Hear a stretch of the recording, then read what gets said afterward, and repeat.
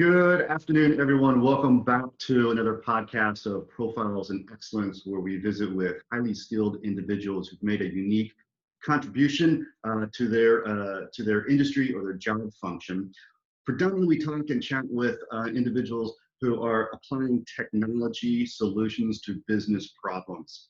For those of you who don't know me, my name is Dan Counts. I'm the founder of fairwindslogiX. We are a talent acquisition search firm, as well as a career coaching company based out of San Francisco.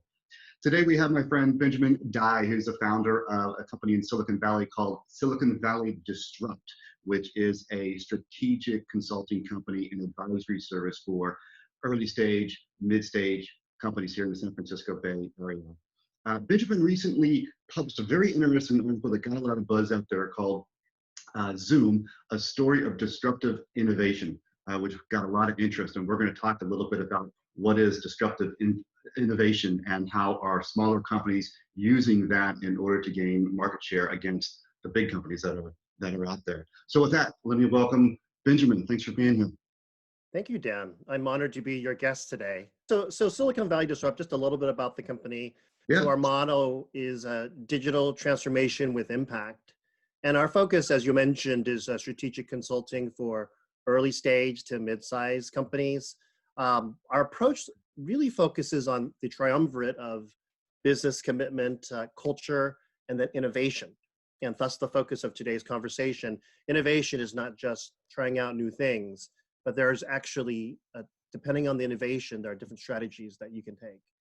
So Zoom definitely tells a wonderful story that I believe speaks volumes to both startups, but also a lot of good food for thought for tech giants out there.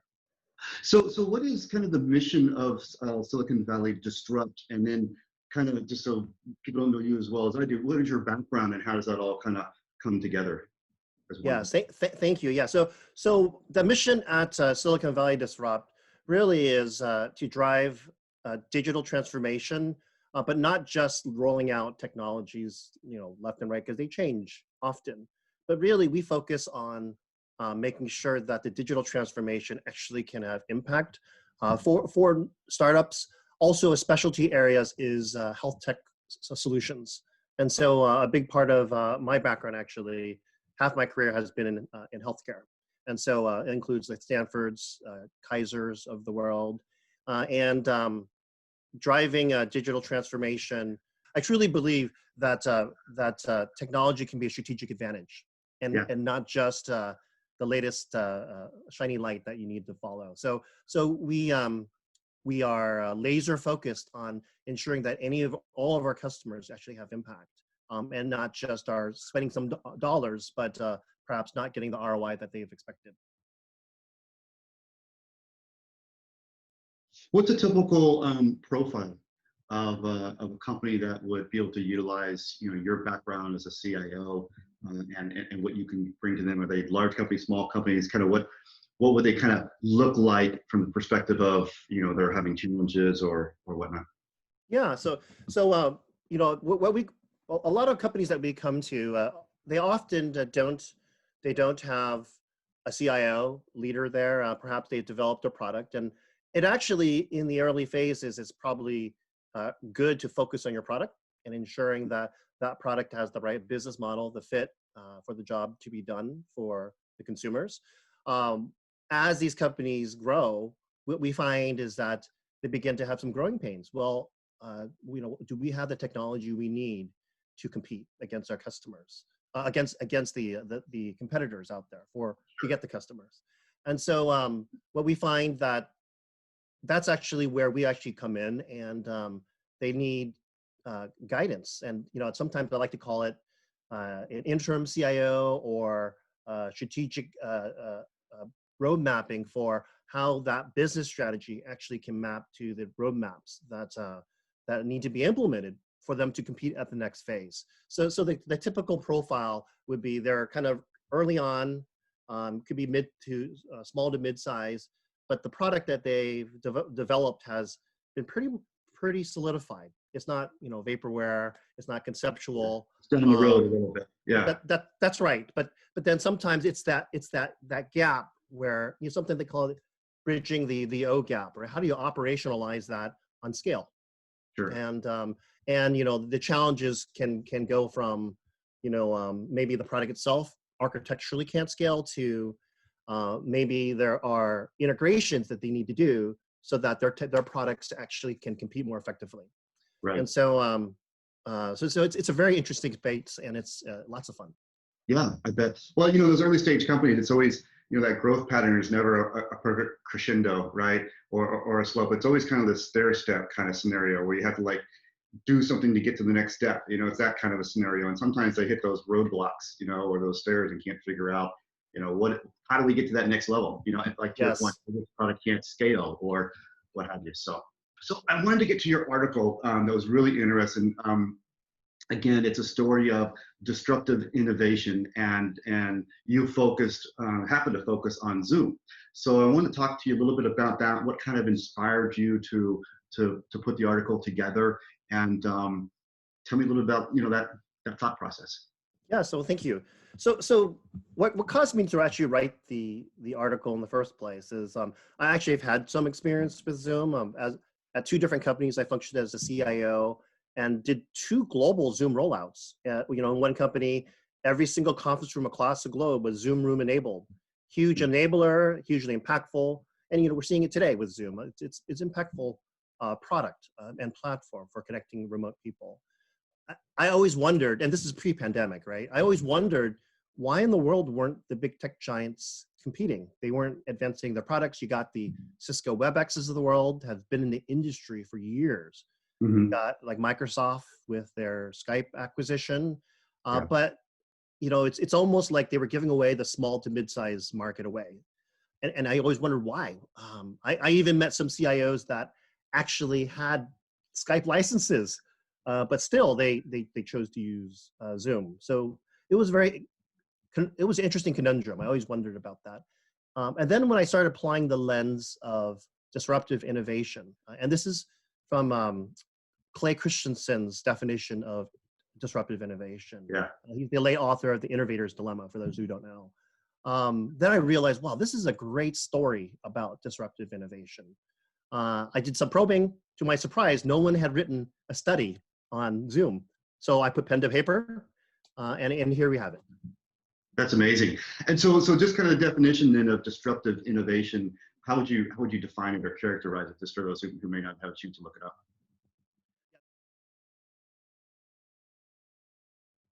Yeah, great question. And you hear the word disruptive all the time in Silicon Valley. Every conversation, that's disruptive. Yeah. Or you've been successful, therefore that's disruptive, right? What Clay has done actually, it's great. He's really framed it up into a wonderful framework where disruptive innovation really comes in 2 flavors. There is low-end disruption. There is then also new market disruption. And then if you think about, to wrap it up, in terms of innovation as a space, then you have sustaining innovation. So if you think about innovation, it really falls into 3 possible categories: sustaining innovation, low-end disruption, new market disruption.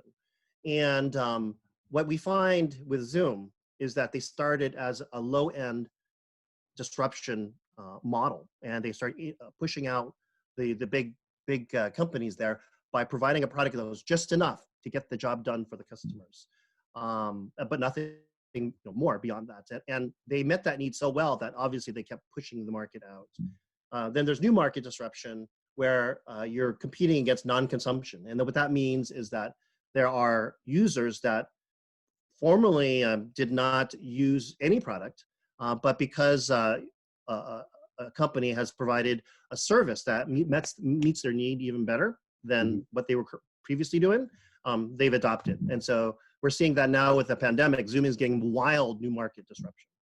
It's amazing too, because people are saying, hey, Zoom me, you know, or I'll Zoom in on a meeting, and it's becoming like just the word, similar to, you know, if you want to go make a copy of something, you typically don't say, let's go copy, let's Xerox it, right? Or I want to look up something, I'm going to Google it. And it seems like Zoom is kind of coming into that world of, I don't know, mass market, I guess, right? Where people just know the name. Yeah. As a result of really probably the big push from the pandemic, right? It's really kind of forced a lot of that momentum. It has. So what's interesting is that Zoom is now a verb. Yeah, And yeah. it's actually very similar 10 years ago to Microsoft with Skype, right? Skype was a verb 10 years ago, right? When you think about this concept of disruptive innovation, you have to think about the jobs to be done. And the fact that people are using Zoom as a verb to a video conference indicates that Zoom has actually got their purpose or brand spot on. And that actually kind of connects to all the experiences they're providing with their product, with the meeting the needs of the customer to connect, right? And also the integrations that they need to put together to develop a product that actually meets the need of the massive new work from home workforce, right? That has emerged with the pandemic. And so, I think the last statistics is that Zoom now has 300 million daily participants on their platform. And so that's gotten the attention clearly of the tech giants. So it's a very, very interesting story that a lot of startups can learn from. Yeah, and you and me are using it right now. So we're one of the today. We're drinking our own Kool-Aid. Yeah, exactly. Well, what do you think is Zoom's next steps? What do you think is going to be kind of unfolding under our eyes here as we continue to move forward? Yeah, for Zoom, what's interesting is that since they started in the low end disruption, and so the nature of low end disruption is that prior to the pandemic, they were pushing out the big vendors because there's not money to be made by the tech giants in the small to mid-sized companies at that time. And so they would have continued that trend if it wasn't for the pandemic. But now with the pandemic, they've accessed a whole new market disruption with hundreds of millions of users that are using their platform. So they've kind of entered a new phase. And as a new market disruption, you take different strategic approaches versus a low-end disruption. And so they're continuing to evolve their products. Their next steps really is a interesting juggling between a deliberate strategy where they are trying to enhance their products, they're competing, they're adding features that the customers need, right? As it's kind of a sustaining innovation, but need to balance that with emergent issues that arise. I mean, the most recent example was with some of the security end-to-end encryption assertions that were made in some of the Zoom marketing materials. Albeit majority of small to medium companies don't really need that high-end security that people were concerned about, but nevertheless, it was there. And that caused a lot of consternation for a lot of this new market folks that's saying, oh, is it not secure? And so it's interesting is that actually disrupted, to use the word disrupt, right? They disrupted their deliberate strategy to stop all product development. They literally stopped all their product features to focus for 90 days on their security. And so there's kind of that juggling between the deliberate strategy, hey, this is our product, we're going to continue and compete. And here are all the emergent things that are coming our way. And there's going to be more, right? How do I balance the two? And how do I direct my resources to prioritize so that I can actually handle and meet the needs of the emergent needs? And so with the security example, what's interesting there is that I believe, I have 100% confidence that they're going to bridge that end-to-end encryption gap. They even marshaled an ex-Facebook security leader, which is great, right? Yeah. But the strategic value there, and this kind of shifts back to deliberate, is that those capabilities will allow them access to highly regulated industries like healthcare. So healthcare, you need end-to-end encryption, right? Correct. So the next steps for Zoom is going to be the balance between that deliberate and emergent strategy as they go forward. And then now they have the attention of all the tech giants as well. The Facebooks, the Googles, and the Microsofts of the world are pouring all their money here because now suddenly with the post-pandemic world, work from home is here to stay. Yeah, it really is. I think, and it's funny because, in a lot of our meetings with, SIMNet, for example, for those of you who don't know, that's a Society for Information Management group. It's a peer-to-peer technology CIO networking group, about 5,000 members. And we've been having a lot of discussions around what does the new norm look like and how is the workforce going to continue to work remotely and how much of those workforce will not work remotely and will actually be in the office. And then how do you deal with making sure that it's safe. Is the cubicle environment, has that run its course? Or do we have to do something a little bit, different, or sanitary issues around, the cafeteria in the company, right? How are you going to deal with that? Those kind of issues that are, a Yeah, new. yeah. Yeah, I mean, I'm glad you mentioned SIM. I think in that there's the most recent SIM event, one of the CIOs at a Fortune 100 company was saying 10% of the workforce that shifted to remote don't want to come back. Yeah, yeah, Because not because they just have that opinion, but they feel they can be just as productive, if not more, at home. right. Or Yeah. another. Oh, go ahead. Sorry. Oh, I was just going to say, with the folks like you that I've been talking to, there's been a certain level of productivity increase through working remotely, right? People aren't hanging around at the water cooler, anymore, or getting into as much as the, I don't know, local gossip, right? People are really more home focused. Now, it works for some people and it doesn't work for other people. So I think there's going to be kind of a balance, right? Of where can I be effective to my company and where can I be effective in terms of productivity, my own job. Right, yeah. And I think certainly in the CIO community, this is actually a big topic of conversation is there's a feeling that the return to office is actually going to be a bigger issue than the mass exodus when the pandemic first started. Well, how do you do that in a good way, keeping our employees safe, but also helping our business run effectively? And so, Zoom plays a huge part, of course, with this, big remote workforce community. Yeah. And culture is also a big part of that too. And I think almost every CEO in the world now sees that digital transformation to connect this workforce is critical, but also that they need to develop the culture to support it. What would you say from a video collaboration perspective would be the next steps for the Facebooks, the Googles, the ones with the deep pockets? How do you think that they will defend, if you will, against this uprise of disruptive innovation? That's a great question. So you would think, the tech giants with all the money in the world, hundreds of $millions probably pouring into their products, that it would be an easy task for them to perhaps beat the Zooms of the world. But history shows that those that the low end disruption companies often will always beat the incumbents. And saw that with Netflix, with Blockbuster, huge deep resources. Yeah. They could have, I believe they could have even bought Netflix twice, right? But yet, you see that Netflix, they were able to disrupt that market.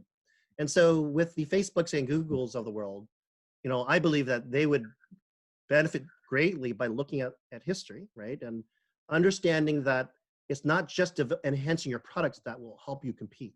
Mm-hmm. It requires really a whole new business model way of thinking to make sure that you're getting the job done for the customers in the best way.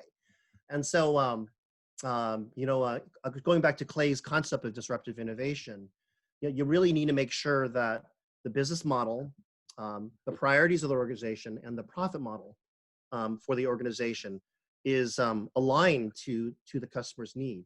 And if the answer is, my core competency in my business is not going to be able to deliver the services to meet the needs of this workforce, this remote workforce that we have, then they need to really consider creating perhaps a separate business unit that actually focuses on global collaboration, that then has the aspects of resources, process, and the profit formula, the prioritization to compete. And if they do that, then I believe that it will be a very interesting market for the betterment of the remote workforce to be able to connect and run their business. So I would say that would be a key element for the Facebooks and Googles of the world. In addition to pouring the money into their product, create a separate business unit that focuses on global collaboration. And then you can actually have a business model that actually is home to that market. A lot of the, I think Clay has a quote that he often uses, and it's that a company, the big company can't disrupt itself. And what it really means is if you have a core business that's a little bit different than the target, area that you're focusing on, you really lower the chance of success if you try to force fit that into your existing core business model. So that's what I would suggest. Corporate culture in that situation in many cases, right? Corporate culture is set a certain way, and to disrupt the culture and disruptive business model simultaneously is kind of, you know, Yes, that's right. That's right. yeah.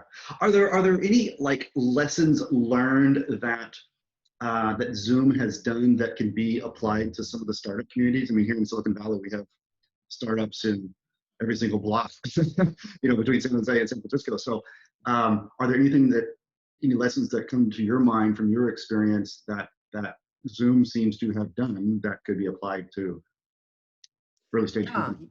yeah, this is why I believe that the Zoom story of disruptive innovation is a great blueprint for startups. And so, if you think about a company that's trying to develop a product, you're trying to meet a consumer's need. And Clay has this concept of job to be done. And for those not familiar with that, you got to think about what the consumer, what job are they trying to solve? What need are they trying to meet? Help me do something, right? If startups can focus on that rather than looking at what their competitors are doing, then that actually has a lot more permanence. And what I mean by that is jobs to be done don't change very often, like traveling from point A to point B, right? People have needed that for years.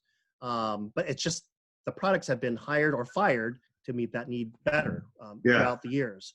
And so if you're laser focused on the job to be done, then you apply the lens of what features you need to provide.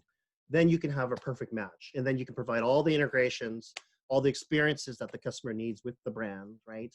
And so that by itself, I think, would be a huge value for startups, so that they're grounded in delivering the products that are serving the customer. There are other elements like like we touched on before, like your core competencies or your business model. mm-hmm. Can you create a profit from that business model? There are other dimensions as well. But overall, this Zoom story across industries, you can apply it, and I think there's a lot of wins to be had by startups if they can use the lessons learned from Zoom. Yeah, no, that's great. That's a great point. It's such a great point too about the job hasn't changed, but the wrench that you're using, right, or the product that you're using to complete the job has changed. Yes. Taxi cabs is still taxi cabs going from point A to point B, but Uber, for example, disrupted that entire business model, right? And they're considered the largest taxi company in the world, and they don't even own any taxis, right? Yes. Especially Facebook is the biggest content creator, but they don't create any content. It's all people creating content. So it's very fascinating to see how all that really comes together. Yes, absolutely. Yeah, and with Uber, it's really they've delivered a product, and I would categorize that among the three areas. It's a kind of sustaining innovation, but that product actually was superior to all the other competitors, and they decided to choose that, and so they got hired for the job. Yeah. Good point. They got hired for the job. Excellent. I've heard a concept of user happiness. I'm assuming it's very close to human factors in the way that software is designed for end users to use. What's your experience been? Yeah, it's interesting you mentioned that. So with the example of Zoom, Eric Yuan, he's the founder and CEO of Zoom. On his LinkedIn profile, his motto is user happiness, right? He wants to make users happy. And if you look at interviews, it really is in his DNA when he built the company. So all the resources, the processes, and I would say, profit formula of how they prioritize is embedded in this DNA of user happiness. The result is a product that actually is very usable, right? Yeah. I think in one interview, it was at Startup Grind, Eric talks about how he won, even though his target audience was the enterprises, small and business, medium-sized companies at the time, he wanted to use a user interface design that is Facebook-like. It's easy accessibility and easy to use. You can pick it up and it's intuitive. And with the pandemic, it turns out that usability for that small to mid-sized company is also great for everyone else in the world that have never used video collaboration before. So user happiness and the kind of that, which goes right directly into the job to be done, right, is I, as a user, want to use a product that's easy to use, that I can connect with my family or my coworkers, and that it's intuitive and and has good quality. Zoom fit that need very well. Yeah, yeah, it's one of those things, usability, in product management, product design. I work with a lot of product managers and senior directors of product management, and that's always a piece. How do you put these? Where are you in the funnel, right? And then in terms of user adoption, and then what functionalities do you put in there, when and where that makes sense for the needs of the consumer? I know, for me, if the product is too complicated, I'm not interested in using it. I'll throw it away and get something different, and it's that's where we're at. So. Right. Yeah, Terrific. and I would also add that what's interesting with Zoom is that you got the usability, and then you ask the question for those who've been in the video collaboration world for a long time. Well, what about the Cisco WebExes of the world? And I still remember, when I was at Kaiser, there was some amazing Cisco WebEx conference rooms. I was amazed by the technology where you actually could look at someone else and it was face to face. It looks like they're like across the room from you. You're actually speaking to them, right? Yeah. So it was probably the closest simulation to in-person meetings I've ever seen. So I was kind of amazed, right? But then why isn't that meeting the consumer's needs? And what's interesting there is this kind of goes back to Zoom focusing on both the usability and the functionality to also provide just enough features that the consumers need. Is the Cisco WebEx capabilities for the conference room amazing and cutting edge? Yes. But are consumers willing to pay for it? Right. And the answer is not for the majority of people, right? And so this kind of goes back to the kind of low-end disruption strategy that Zoom has brought them to where they are today. And so that combination is a sweet spot for sure. Do you guys do any kind of an assessment for companies that can need that direction, maybe one little foundation of where to go, from where they're at? Yeah. So thank you for that question. Yes. So one of the things that we do is we do a disruptive innovation assessment. So similar to the Zoom analysis, we actually dive in, apply the principles that Clay Christensen has established for disruptive innovation, and we help frame it up according to those frameworks. And so that services is available. So thank you. Awesome. Cool. Well, there you have it. Well, it's been a terrific discussion. Thank you, Benjamin, for being here. Thank you. I'm honored to be here.